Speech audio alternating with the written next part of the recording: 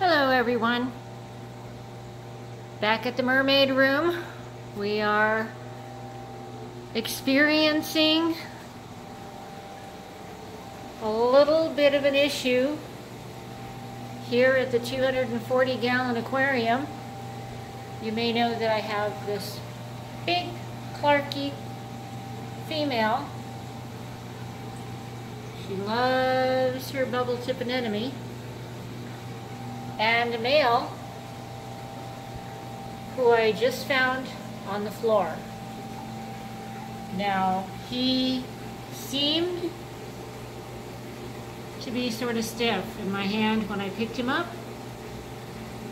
but I thought I saw his mouth moving, so I put him in the tank and held him at the surface and put his face in front of the return flow, trying to give him mouth-to-mouth or flow-to-mouth resuscitation.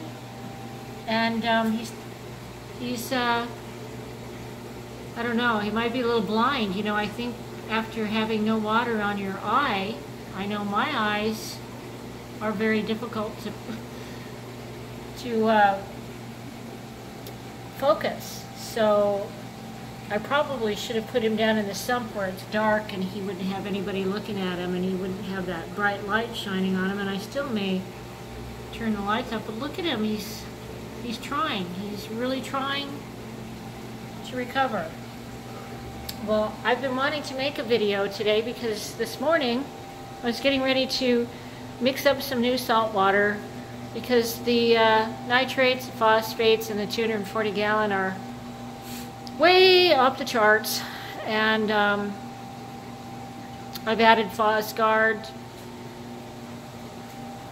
in the large 550 reactor over here, and that's been on there for a few days. But I really needed to make some new RO water because my filters had depleted, and so I think I may have been topping off with not the best RO water. But anyway, this, oh my, he's moving, he's swimming, he's trying. Oh, poor baby. He's got sand on him because when I let go of him, he did a nose dive to the sand bottom. So he's got a little sand on his little head and body, kind of stuck to him. Well, you know, he was laying on my floor, so I'm sure his skin is messed up because I held him in my hand trying to revive him. So we're just not going to bring any additional attention to him. But back to my water mixing story. My water can, my 44-gallon Brute that I have been mixing water in ever since my kitchen remodel started, I really did not wash out that can, and I thought, well, you know, I'm doing water changes so quickly on the Red Sea Reefer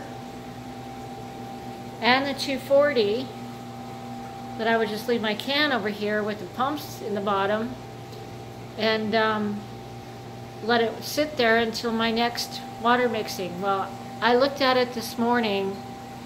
Now, it looked like there was green algae down in what little bit of water was in the bottom of the can. So of course that can had to be thoroughly cleaned. I bleached, cleaned it, scrubbed it first, and then I even had to let it sit with vinegar water in the bottom of it to get rid of all of the white sediment from the salt and water calcification crap in the bottom. Oh, I wish everybody would leave this little guy alone. Uh-oh. So, I can't believe he's moving around. So anyhow, I may turn the lights out so there will be less conflict with the suffering and trying to recover Clarkie, the male. And obviously, this is my second jumping. So it happens over here on this end of the tank. I'm going to be figuring out something that I can place over the top of the tank to keep things like this from occurring in the future. I really didn't think it was going to be a regular issue, but apparently this might be the end of the tank that likes to be the end of the story. I really am not sure why that seems to be the case, but we'd like to prevent that from happening in the future.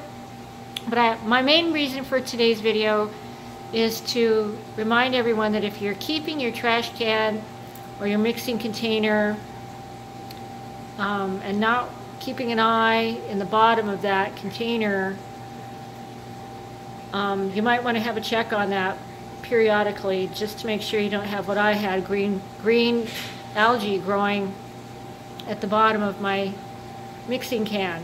Because, oh, guess what? Back to work. I hope everyone has a great day. I'll keep you informed on our Clarkie. Thank you for stopping by.